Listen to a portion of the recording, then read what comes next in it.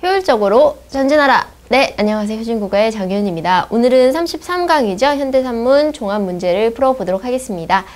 강의를 듣기 전에 여러분 꼭 문제 풀어보시고 강의 듣는 거 잊지 않으셨죠? 자, 그럼 1번부터 시작하도록 하겠습니다. 1번에서 3번은요. 박완서의 그 여자네 지위라는 소설인데요.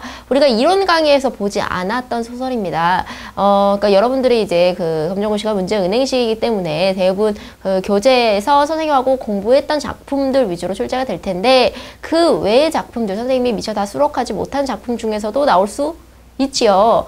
한두 작품이 이제 등장할 수 있는데 그런 작품을 만났을 때도 선생님이 처음에 그 소설이나 산문 그 이제 수업을 할 때 인물 관계도를 그려서 여러분한테 알려줬던 것처럼 여러분도 처음 보는 내용이지만 그 내용을 이제 인물을 중심으로 읽어 나가면서 파악하는 그런 연습이 필요합니다. 그래서 선생님이 일부러 이론 강의에서 다루지 않았지만 중요한 작품들은요 이렇게 꼭 실어 놨으니까 참고하셔서 보시기 바라고요. 그리고 이론 강의에서 봤지만 장편 소설인 경우에는 이 지금 그 책의 교재에 수록된 부록과 그 부분과 이제 그 실제 문제에서 출제된 부분이 다를 수 있죠. 그러니까 전체 줄거리를 바탕으로 그 딱 그 부분, 수록된 그 부분에서는 어떤 얘기를 하고 있는지에 대해서도 이제 좀 자세하게 파악할 수 있는 그런 독해 능력을 기르는 게 더 중요합니다. 자, 그래서요 1번부터 3번 박완서 그 여자네 집을 시작해 보도록 하겠습니다.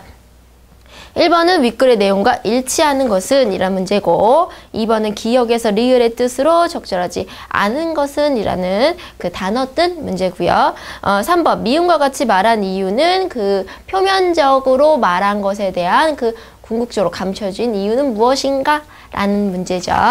자, 그러면 지문을 좀 내용을 좀 보면요. 선생님은 전체 얘기를 좀 해줄게요. 여기 보면 곱다니, 만드기, 나 라는 인물, 그 다음에 나의 그 만드기의 부인에 대한 얘기가 나오는데요. 그 여자네 집은 이렇습니다. 배경은 일제강점기인데 그 나라는 그 인물이 내가 내 얘기를 하는 게 아니라 곱다니와 만드기 얘기를 주로 해요.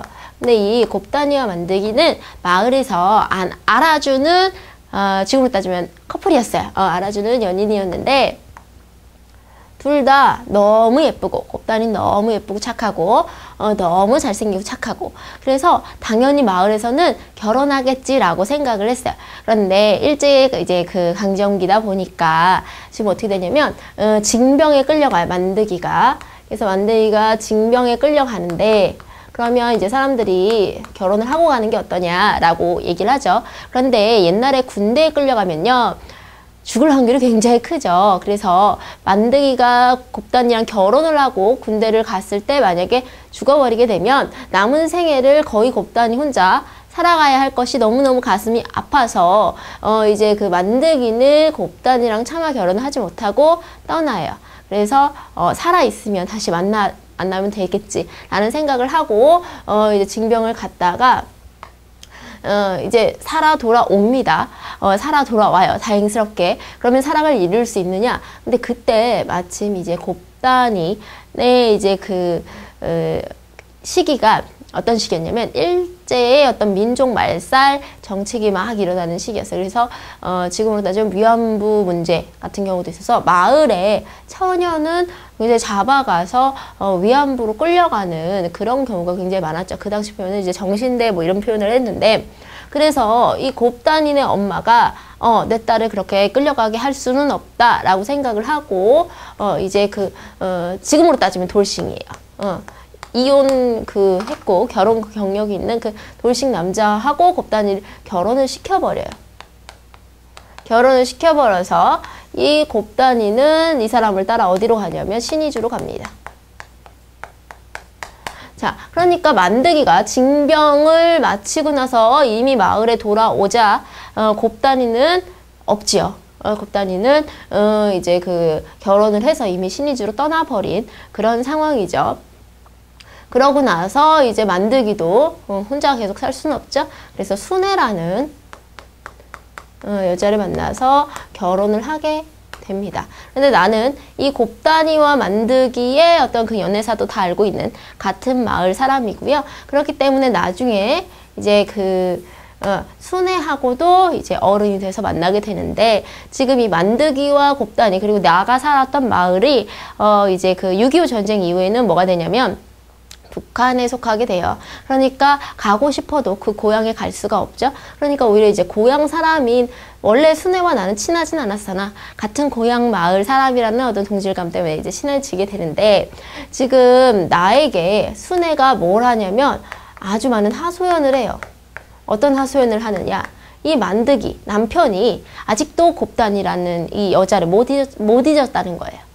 그래서 미국으로 이민 가자고 하고, 그 다음에 이제 뭐 그 신의주 쪽을 보고 막 울기도 하고, 그리고 이제 뭐 아직도 연애 편지를 쓴다 이런 식으로 얘기를 하면서 굉장히 그 만드기가 여전히 곱단이를 그리워하고 있음에 대해서 굉장히 절절히 하소연을 하죠. 그러다가 이제 고혈압에 시달리던 이 만드기의 부인 순애가 죽게 되는 걸 알게 돼요.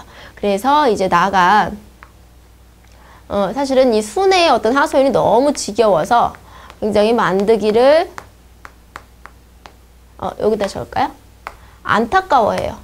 아, 너무 좀 의무증하냐? 너무 좀 집착이 심한 거 아니야? 이렇게 생각을 하는데, 나가 이 순애 장례식에 가보고 깜짝 놀라요.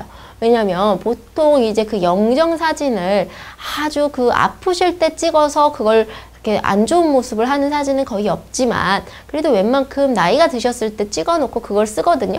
그런데 순애 영정사진은 거의 20대 초반의 여자였다는 거예요. 그래서 사람들도 깜짝깜짝 놀라게 되는 거죠.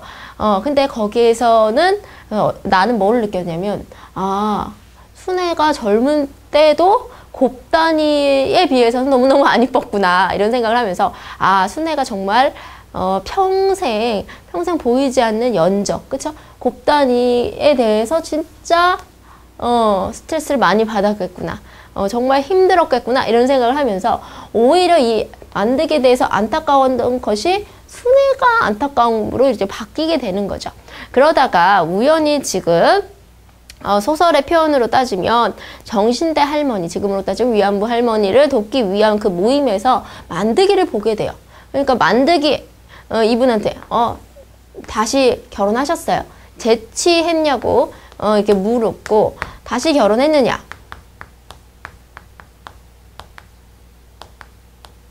그 다음에 왜 왔느냐? 왜냐하면 여기가 이 정신대 모임이 사실 정신대 때문에 어떻게 보면 곱단이랑 헤어지게 된 거잖아요. 그게 너무 그렇게 한스러웠냐? 이런 식으로 따지듯이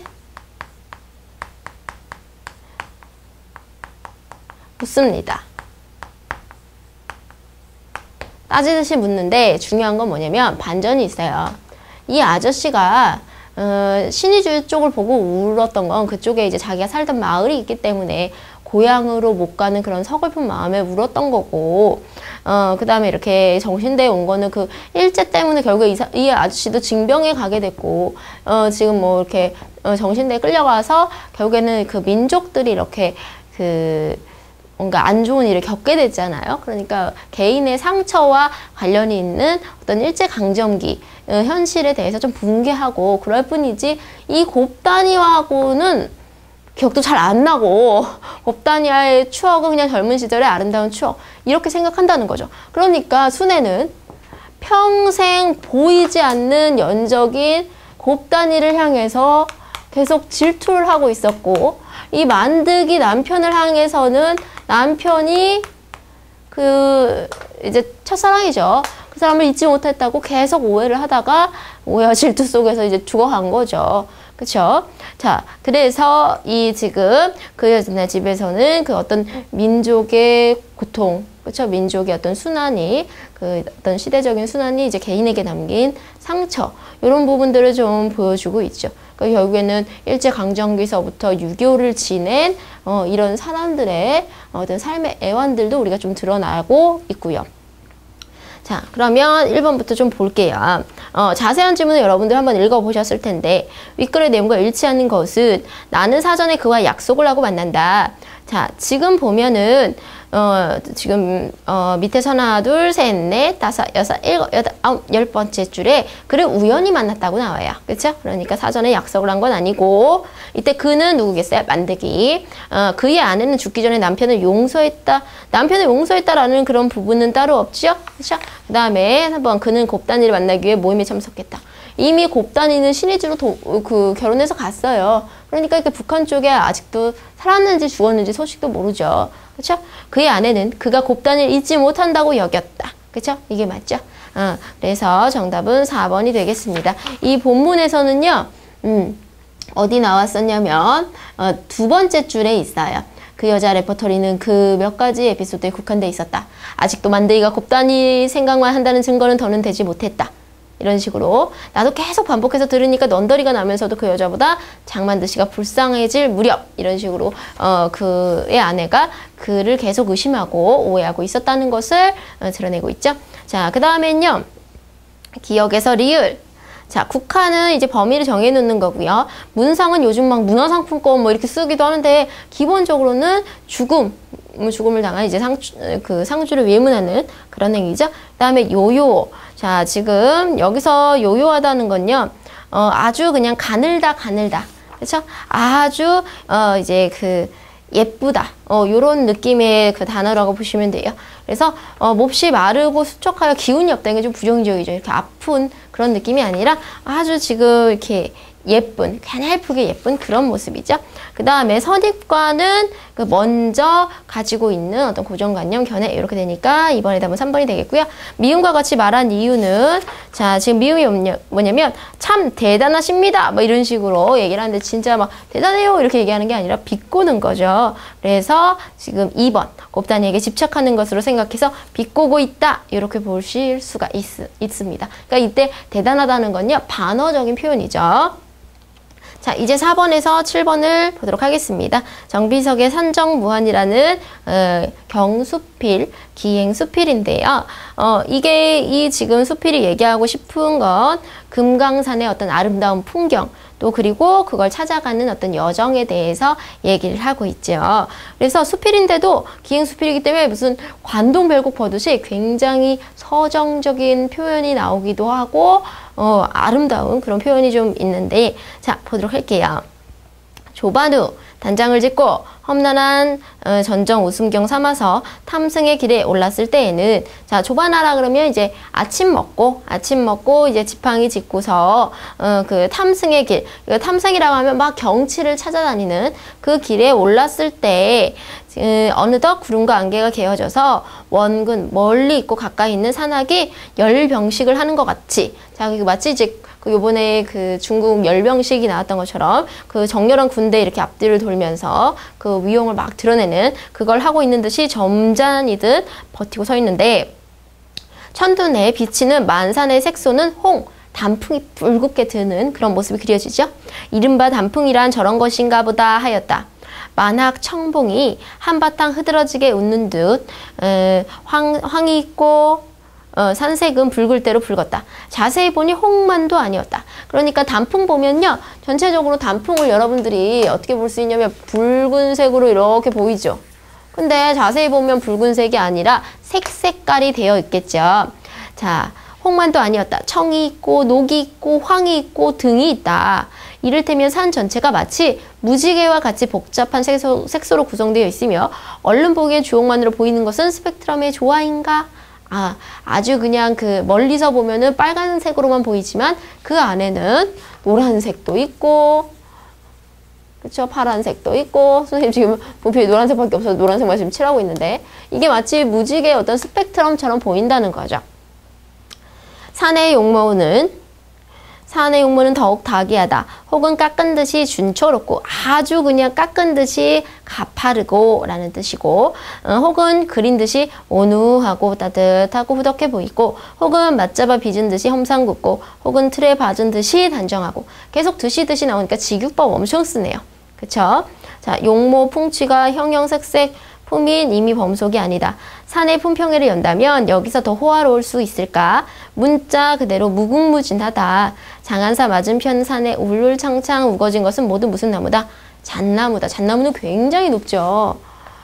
굉장히 높은 잣나무가 있는데 모두 이등변 삼각형으로 가지를 늘어서고 있다. 이렇게 그림이 생겼을 것 같은 느낌이 드네요.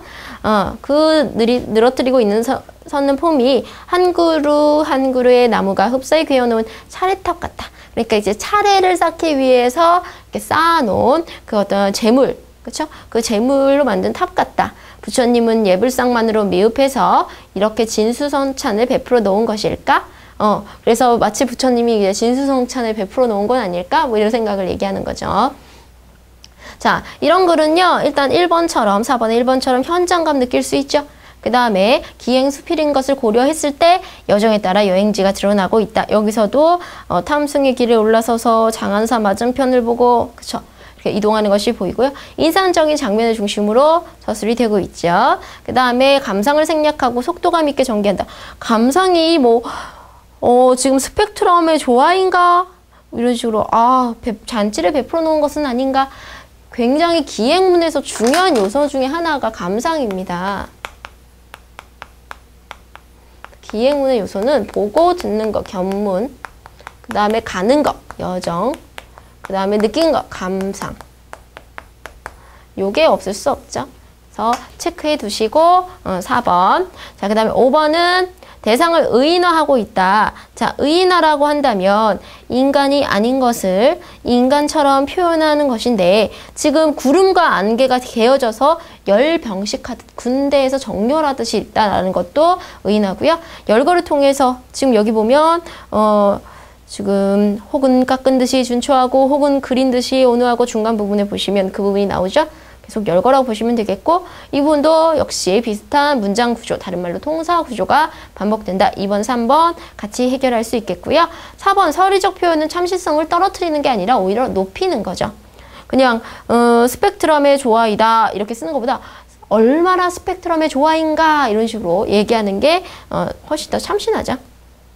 자, 윗글에 드러난 글쓴이의 심리는요. 정말 아름답다라는 거죠. 붉은색인 줄 알았더니 진짜 붉은색만 아니더라. 막 이렇게. 그렇죠? 그래서 놀라움을 표현하는 3번 경이로움이 맞겠고요. 기역과 니은 이등변 삼각형으로 마치 차르탑 같은 건 이거 무슨 나무였죠? 잣나무였죠? 그래서 7번의 답은 3번이 되겠습니다. 자, 이제 8번에서 11번 염상섭의 3대입니다. 자, 3대는 우리가 전에 했었는데 이 부분은 3대 그 이론 강의에서 다루지 않았던 부분입니다. 3대 같은 경우는 장편 소설이기 때문에 여러분이 그 이론 강의에서 보지 않았던 부분이 출제될 수 있죠. 그런데 역시나 우리가 배웠던 줄거리에서 그렇게 벗어나진 않는다는 거죠. 이 부분은 아버지 이제 조의관이 있고요. 이 조상운에게 이제 친척이 되는 거죠. 이제 같은 학렬인데 조창훈이 있고 이 조창훈은 굉장히 얄미워요. 그 조의관을 아저씨라고 부르는데 아저씨 이러면서 굉장히 조상훈의 어떤 그 편을 드는 척. 그런데 사실은 편은 아니고요. 그런데 이 조의관과 조상훈은 대립하고 있어요. 특히 조의관은 돈을 주고 다른 지금 그 양반의 족보를 살려는 그런 부분이거든요. 그래서 지금 조의관과 이제 조상훈이 대립하고 있는 그런 부분이고요. 자, 그래서 어쨌든 돈이 그 족보를 사는데 한 4,000원 돈이나 드는 줄 모르게 드린 것을 속으로 알고 또 앞으로 쓸 돈을 걱정하는 판에 애써 해놓은 일에 대해서 자식부터라도 그따위 소리하는 것이 귀에 들어오니 이래저래 화는 더 나는 것이다. 그러니까 양반의 족보 사는데 자기가 생각한 것보다 돈이 좀 많이 들어서 화가 났는데 이 자식까지 자기 일에 반대하니까 조의관이 화가 더 나는 거죠. 그쵸? 게다가 원래 못마땅한 자식이요. 또 오늘 친기라서 제사 반대군을 보니 가만히 있어도 무슨 야든인지 날 줄은 누구나 짐작을 했지만 자, 지금 이 조상우는 제사에 대해서 반대하는 입장이에요. 약간 그 유학파로서 기독교 신앙을 가지고 있기 때문에 제사를 반대하는 입장인데 조의관은 그걸 굉장히 싫어하죠. 자, 그래서 마침 거리가 좋아서 야단이 호되게 된 것이다. 아니에요. 그런 말씀이 아니에요. 아저씨께서 잘못 들으셨나 보이다. 참으로는 속으로 시원하다고 생각하면서도 인사치레로 한마디 하였다. 시원하다고 생각해요. 겉으로는 편을 드는 척하지만 아싸 혼났네. 시원해. 이렇게 생각해요. 못됐네요. 구밀복검이에요. 그 배 안에는 칼이 있어요. 겉으로는 꿀이지만. 아, 잘못 들었더니 내가 이롱증이 있단 말인가? 내가 이제 귀가 잘못돼서 못 들었단 말인가? 이런 얘기죠. 그만해 두세요. 상훈군도 달래 그러겠습니까? 이 전황 한 통에 꿈쩍하면 돈이니까 그것을 걱정해서 그러는 거죠. 그러니까 창훈이는 이렇게 상훈이 변명을 해주는 척하면서 그 위하는 척하는데, 그러나 상훈이로서는 때리는 사람보다도 말리는 사람이 더 미웠다. 지금 괜히 편들어주는 척하는 상훈이가 창훈이 봤을 때 미운 거죠. 아, 그냥 가만히 있지. 안 그래도 아버지랑 지금 대립하는데 왜 중간에 편을 들고 그래? 이렇게 하는 거죠. 누가 돈 쓰는 것을 아랑곳하랬나? 누가 저더러 돈을 쓰라니 걱정이야? 내 돈 가지고 내가 어떻게 쓰든지. 아버지 하시는 일에 조금 뚱하여지며 부친이 쌈지를 풀어서 담배를 담는 동안 상훈이 나지기 말을 꺼냈다. 돈 쓰신다고 하는 것도 아닙니다. 많은 어쨌든 공연한 일을 만들어내는 사람들이 첫째 잘못이란 말입니다. 뭐해 어째? 공연한 일이 있단 말이야. 부친의 어기는 좀 낮춰줬어. 대동보소만 하더라도 족보 한 길에 50원씩을 메웠다니 그 50원씩을 꼭꼭 수봉하면 무엇하자고 3, 4천 원이 가외로 들겠습니까? 3, 4천 원은 누가 3, 4천 원을 썼다든. 자, 무슨 얘기냐면 그 족보를 사는데 3, 4천 원이 들었는데 사실 이 지금 조이가는 3, 4천 원 들었다고 자식한테도 제대로 얘기를 안 했죠. 사실 그 3, 4천 원이 드는 건 족보 자체를 봤는데 직접적으로 들어간 게 아니라 그 족보에 남의 집 양반 족보에 들어가는 걸 반대하는 사람들 있죠. 그 반대하는 사람들에게 반대하는 사람들에게 뇌물 먹인 거죠. 그래서 기억 부분 보시면 그들의 입을 씻기 위해서 쓴 것이다 라고 나오죠. 그래서 남봉 자식, 이제 막 말썽 피우는 자식이 남봉 피운 돈 액수를 줄이듯이 영감도 실상은 한 1,000원만 썼다고 하는 것이다. 그래서 지금 아버지와 아들의 갈등이 이 부분에 드러나 있죠. 자, 위와 같은 글의 특징. 그럼 위와 같은 글의 특징을 묻는 문제는 글의 종류를 묻는 거예요. 글 종류. 그러면 이 글은 뭡니까? 소설이죠. 그럼 소설에 대한 특징이 아닌 걸 고르면 되죠. 근데 이제 적절한 거니까 소설에 대한 특징을 고르셔야 되겠네요. 자, 1번 육하 원칙에 따라서 객관적으로 진술하는 건 기사문. 그쵸? 이건 아니죠. 2번 허구적인 이야기로 인간의 삶을 드러내는 건 소설 맞죠? 그래서 8번의 답은 2번이 되겠고요. 자유로운 형식으로 체험과 사색을 기록하는 건 아까 봤던 그 산정무한 같은 수필이죠. 그 다음에 4번 무대 위에서 사건을 대화와 행동으로 보여주는 건 극입니다. 그래서 8번은 2번이 되겠고요. 윗글에서 알 수 있는 내용이 아닌 것은 돈의 사용에 대해서 부자간의 견해를 달리하고 있죠. 아들은 조심스럽게 말하고 있습니다. 2번도 봤고요. 3번 아버지는 제사를 책임진 아니요. 제사 반대파라고요. 그렇죠? 자, 그래서 지금 원래 부모의 제삿날인데 지금 제사 반대파인 아들이 나서고 있으니 그거 굉장히 싫어하시는 거고요. 4번 당시에는 다른 가문의 족보에 들어가는 일도 있었죠. 이제 일제 강점기 이때 되면은 이런 일들도 있었다라고 보실 수가 있겠고. 자, 그다음에 10번 상훈은 창훈의 변명에 힘을 얻고 있다. 아니요, 믿다 그랬죠. 2번 상훈은 창훈과 가까워지려고 노력한다. 그렇지 않습니다. 3번 창훈은 겉으로만, 그쵸? 표면적으로는 편을 드는 척하지만 시원하다고 얘기했죠. 그 다음에 4번 창훈은 조영감의 이롱증을 염려하고 있다. 그러니까 이제 그 귀가 잘 돌지 않아서 안 들리는 게 이롱증인데 그걸 염려하는 게 아니라 그냥 대충 둘러대는 거죠. 자, 기억의 의미. 그 입을 씻기 위해서 입을 씻는다는 건 이제 가문에 들어오는 것을 반대하는 것을 못하게 하려는 거죠. 그래서 11번의 답은 3번이 되겠죠. 자, 그래서 앞부분에 기억 앞부분에 반대를 진국이 무너질까 보아 반대를 하는 축들이 많으니까 이렇게 되는 거죠. 자, 그래서 보아 띄고 반대입니다. 그 띄어쓰기가 좀 잘못됐는데 체크를 해두시고 이번에는 12번부터 15번을 보도록 하겠습니다. 윤은길의 장마입니다. 자, 이 장마는 선생님하고 잘 했을 텐데 지금 이제 이 부분은 딱 머리카락을 태우는 소리예요. 그래서 이 머리카락 태우면요, 단백질이 노릇노릇하게 막 타는 그런 냄새가 나요. 그래가지고 막 이제 그 단백질 태우는 노린내가 나니까 그 이제 구렁이가 그 외삼촌이 아니라 친할머니, 그렇죠? 삼촌의 현신이라고 생각했던 구렁이가 이제 스물스물 가는 장면이죠.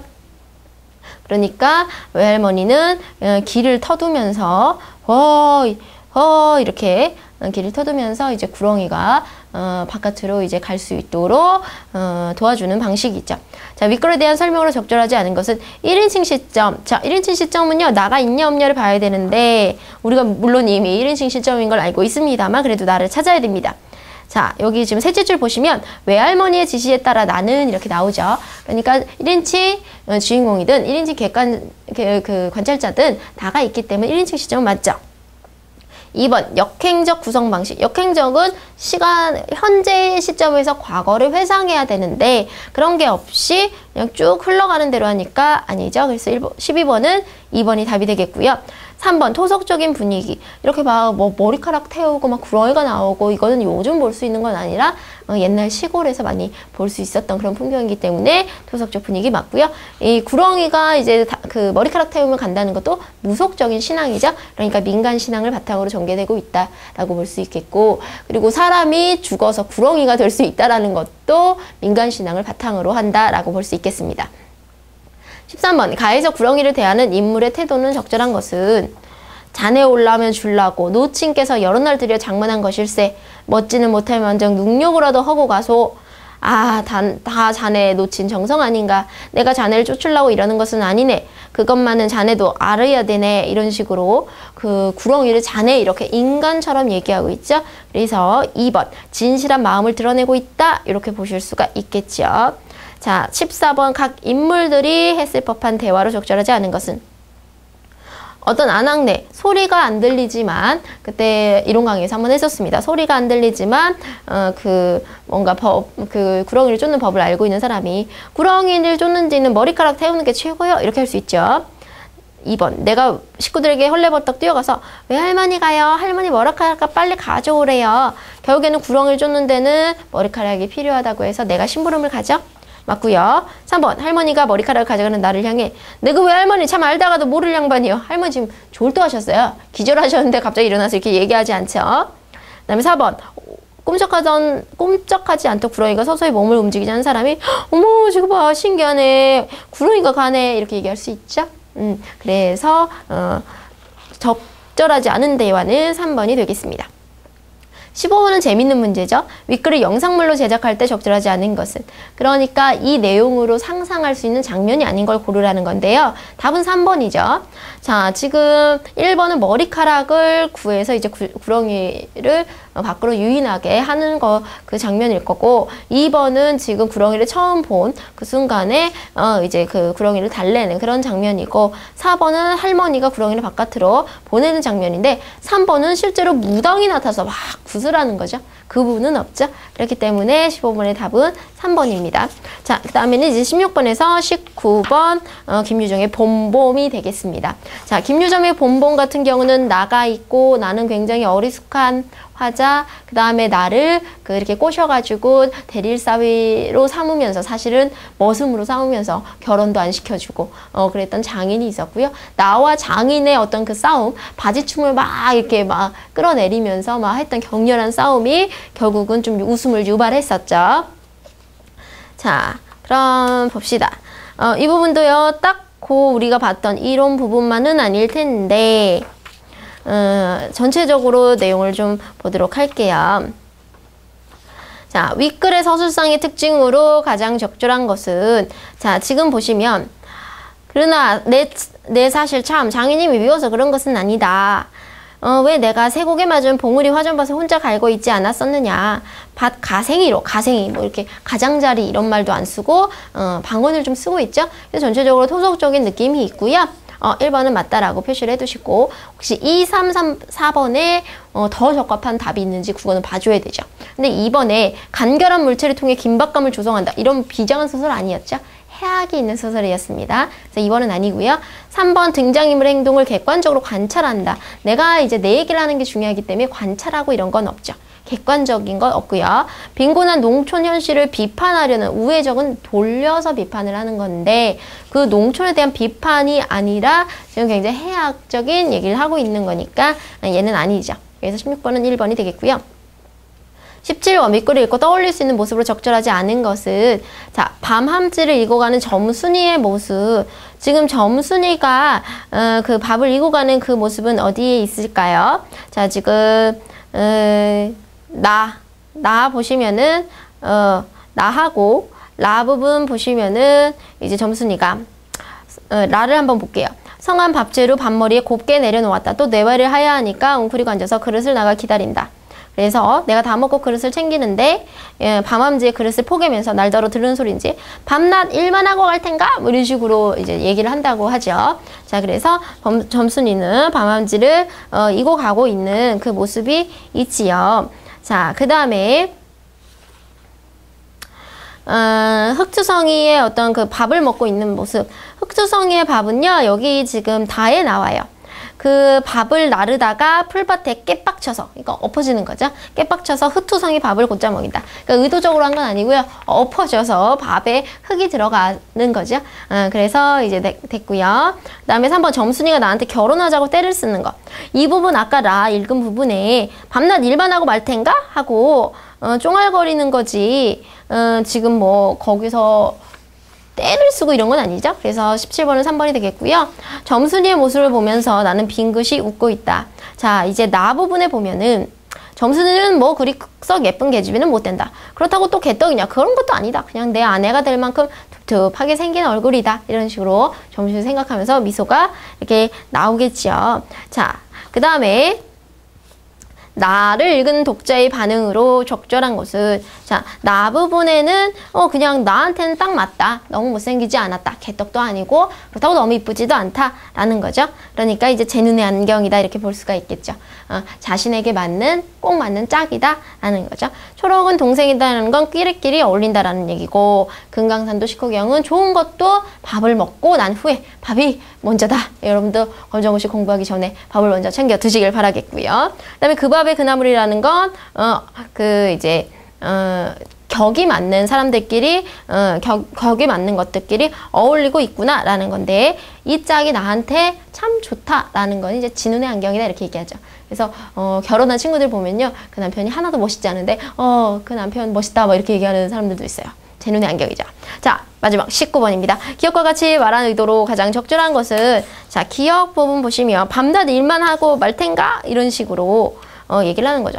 그러니까 바보같이 일만 하지 말고 가서 아버지를 좀 졸라봐 이렇게 얘기하는 거죠. 그렇기 때문에 그 결혼을 네가 좀 서둘러봐 라는 어떤 의도로 보면 바로 4번이죠. 이 점순이의 부추김 때문에 그 나와 장인과의 그 피 터지는 싸움이 이어지는 겁니다. 그런데 이 배신자 점순이 나중에 결정적인 순간에 아버지 편을 드는 거죠. 자, 그래서 여자 마음을 믿을 수가 없다. 이렇게 본범에 좀 교훈 아닌 교훈이 좀 나와 있는데 여기까지가 지금 선생님하고 봤던 현대 산문의 문제입니다. 주로 이제 소설 부분이 많이 등장을 해서 선생님이 소설 부분 위주로 이렇게 실어놨고요. 물론 수필 부분도 좀 있습니다만 소설을 좀 많이 보시는 게 현대 산문에서는 훨씬 더 합격률을 높일 수 있는 그런 방법이 될 것 같습니다. 자, 여기까지 현대 소설 또 현대 수필, 극, 현대 산문 부분을 모두 마쳤고요. 그래서 이제 문학 부분이 끝났습니다. 다음 시간부터는요, 비문학을 통해서 여러분 만나 뵙도록 하겠습니다.